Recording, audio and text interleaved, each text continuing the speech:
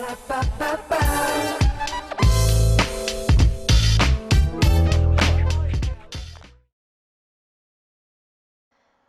is one of the most popular and well-known fast food restaurants known in the United States and in the whole world. You see McDonald's everywhere, from the corners of your street to the other side of the world. McDonald's is a global organization that feeds millions of people every single day. It is an inexpensive way to get a quick meal. People go to McDonald's on the way home, to work, any place they need to grab a bite. Of course, every restaurant has its beginning somewhere, and we can trail this multi-billion-dollar industry way back to its humble start in San Bernardino, California, with two brothers, Dick and Maurice McDonald, and an entrepreneur, Ray Kroc. One of the brothers, Dick, started off with the goal to become a millionaire. I said, I've decided I'm going to be a millionaire, I says, when I'm 50. So, geez, my brother looked at me, no kidding, he says, how much have you got right now? I says, about $8.50. He says, Richard, you've got a little way to go, my friend. They started by working on Hollywood sets and soon opened their own movie theater.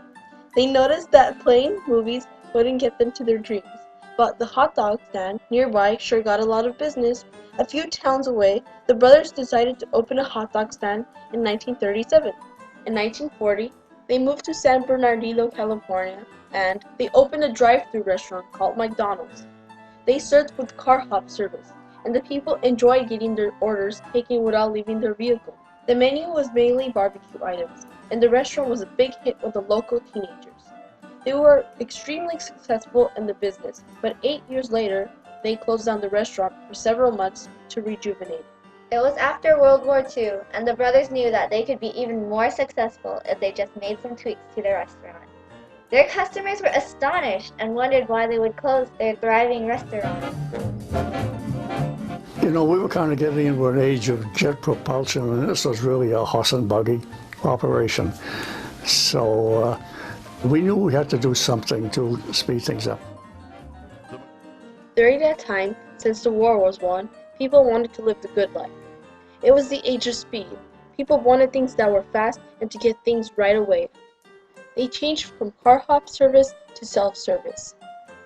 When they reopened 3 months later, their restaurant was crowded around a single initiative, and it was speed. Their mascot back then wasn't a clown named Ronald McDonald. It was a little guy named Speedy, a chef with incredibly fast legs. The McDonald brothers have created an assembly line for food, using 3 men to continuously flip burgers, 2 others to make milkshakes, and another 2 fried up the french fries. Mix that up with a packager and some countermen, and the deal is sealed. The idea of going out to eat was that people could order anything they want. But at McDonald's, it was only hamburgers. It was popular with their customers, too. The waiting time to get your order was usually up to 20 minutes. But when McDonald's cut it down to a minute, that was simply amazing. Their assembly line was styled to literally bring in fast food. This was one of the first restaurants to attempt a quick way to get food to their customers. They put together a kitchen that had larger grills and condiment dispensers to prepare burgers quickly and identical to one another. Due to remodeling, the food menu that started with 25 purchases became 9 simple and popular food items. And with burgers at only 15 cents, which is half as expensive as standard diners, 10 cents for fries, and 20 cents for milkshakes, the brothers immediately found success in the change and found themselves opening about 9 more franchises in a matter of a few years. The McDonald's idea of speed and cheapness was a big hit since America was booming with new families and lots of babies. Their idea wasn't just new, it was innovational and completely life-changing to the brothers, Ray Kroc, and soon enough, the generations of the future. The brothers' fateful encounter with Ray Kroc came to be in 1954 and threw their business and ideas into the way of success. When the McDonald's brothers had purchased 8 multi-mixers from Ray Kroc, he became interested in the brothers' assembly line style, which they called Speedy Service System, and he wanted to make a deal with them to open these restaurants all over the country. The deal was made fairly quickly, and Ray Kroc shares how it came to be in a later interview. At first, the brothers were not interested, but soon agreed when Kroc brought up his offer. Well, I said, why don't you get somebody to do it? He said, well, we don't know anybody who want to do it. I said, well, how about me? He said, do you want to bother with it? I said, sure. Kroc signed a contract with the brothers where he is the exclusive distributor to the McDonald's method of fast food. Before he became interested in McDonald's, Ray Kroc was a high school dropout who went through multiple jobs until he decided to become a businessman. He was a paper cup salesman for 16 years and chose the right decisions that increased his success. Kroc was extremely dedicated and became a workaholic. This led him into another business, and he switched over from selling paper cups to a 5-spindle multi-mixer made by Earl Print that the McDonald brothers will purchase.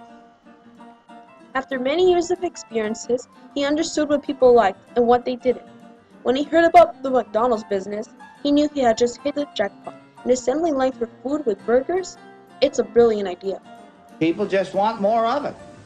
And I've lived quite a number of years, and I know what people like, and they happen to like hamburgers. And I can't give them everything they like, but this one thing I sure can give. After Kroc was able to get the contract with the brothers, he started his first restaurant in Illinois.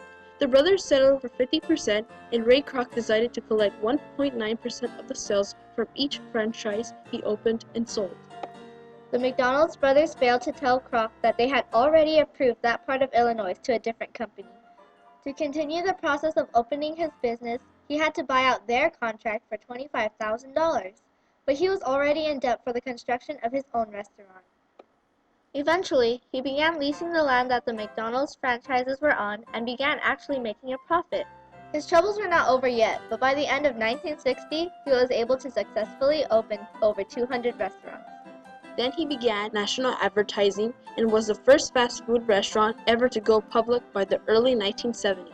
Ray was doing almost all of the work and was paid practically nothing, while the brothers were barely doing anything and received most of the money. Finally, Kroc became fed up with this and deemed the McDonald's brothers lazy, and he wanted total control over the McDonald's corporation. He planned to purchase the company, including the McDonald's name. He got the brothers to agree to it for the price of $2.7 million in cash each. It was outrageously expensive during this time period. It was paid in 1961, and after taxes, it was equivalent to $1 million to each brother. It was pricey, and he got many loans to do it, but it was well worth it. Although he was able to obtain the rights, the brothers claimed that the original McDonald's in San Bernardino was not included in the contract. Kroc forced the brothers to rename the restaurant the Big N and open a new restaurant right across the street, and they went out of business. In the same year, Kroc had already constructed more than 700 McDonald's in 44 states. Not only that, but they went public in April with advertising. The Hamburger University opened to train employees also. During the 1960s, Kroc was able to introduce meals for adults, kids, and families. And finally, Ronald McDonald makes his appearance along with the characters from McDonaldland. The next decade, they went global, entering countries from Japan to Germany, and the Happy Meal was finally introduced. By the next few years, Kroc and Sonnenborn had begun to enter the stages of growth. Fred Turner soon joined them in the business. The way they ran the business was based on effort and commitment. They would serve the customers faithfully and kept the restaurant meticulously clean. If you work just for money, you'll never make it. But if you love what you're doing and you always put the customer first, success will be yours. Ray Kroc. McDonald's has changed multiple cultures and traditions of the world. It has changed the way we eat from home meals and fancy restaurants to a fast food revolution. Also, people don't have to wait as long, and McDonald's is able to deliver that quick meal they need when people are in a rush to work. They also went through a phase that made food proportions much larger. The issue of obesity is not entirely caused by McDonald's, but it has forced doctors and scientists to research and discover more about the human body and even find the need to discover some surgical procedures to fight against it. McDonald's has created a fast food assembly line with all kinds of new equipment and strategies. They also put a lot of research into the chemicals to make their products flavorful, and this idea has been spread throughout the food industry. McDonald's has changed the image of America and the entire world. It's seen everywhere, to the factories and the turn of the street, and our faces and our cultures.